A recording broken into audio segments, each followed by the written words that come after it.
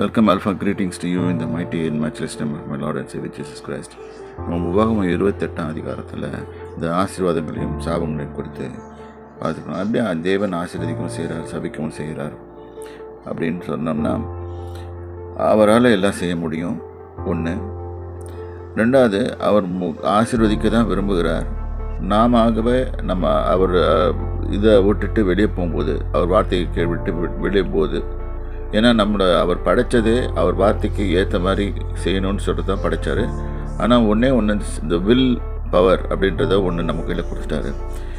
ஆனால் சொல்கிறாரு, நீ என் வார்த்தையை கேடு. இப்போ ஆதாமுக்கு அது மாதிரி தான் சொன்னார். அந்த வார்த்தையை அவன் கேட்காம அவன் பழத்தை சாப்பிட்டதுனால வந்தது சாவு. அதே மாதிரி தான் அந்த சமயத்தில் சாவுன்னா யாருக்கும் தெரியாது.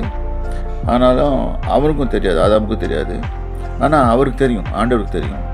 இப்போ இந்த 24வது வசனத்தில் வாசிக்கும் போது, நீ உன் தேசத்து மழையை கர்த்தர் புழுதியும் மண்ணுமாக பெய்ய பண்ணுவார். மழை பெய்யும் போது புழுதியும் மண்ணுமாக வரும். மழையாக வராது, புழுதியும் மண்ணுமாக. இந்த காலத்தில் சுழல் காற்று மாதிரி எடுத்துகிட்டு போயிட்டு அடிக்கும், மண்ணாக நிரப்பிச்சு விட்டு போயிடும். அது நீ அழிய மட்டும் அப்படியே வானத்திலிருந்து உண்மையில் இறங்கி வரும் அப்படின்னு போட்டிருக்கு. இது ஒரு பயங்கரமான சாபம். இது அழிச்சருக்கு அழிக்கவும் முடியும். ஆனால் அவர் செய்கிறதில்லை. அவர் ரொம்ப கிருபையும் இரக்கமும் உள்ள தேவன்.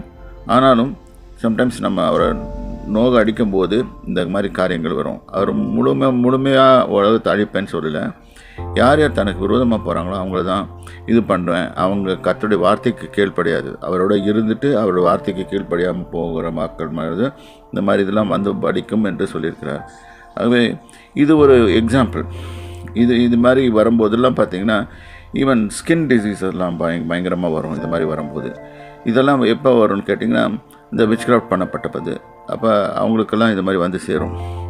ஆகவே தேவ ஜனமாகிய நீங்கள் ஜாக்கிரதையாக இருந்து கர்த்தருடைய வார்த்தைக்கு செவி கொடுத்து கர்த்தரிடத்தில் சேர முடிவு செய்து அவரிடத்தில் சேருங்கள். கர்த்தர் உங்களை ஆசீர்வதிப்பார். கர்த்தர் நாமத்துக்கு சோதரன்.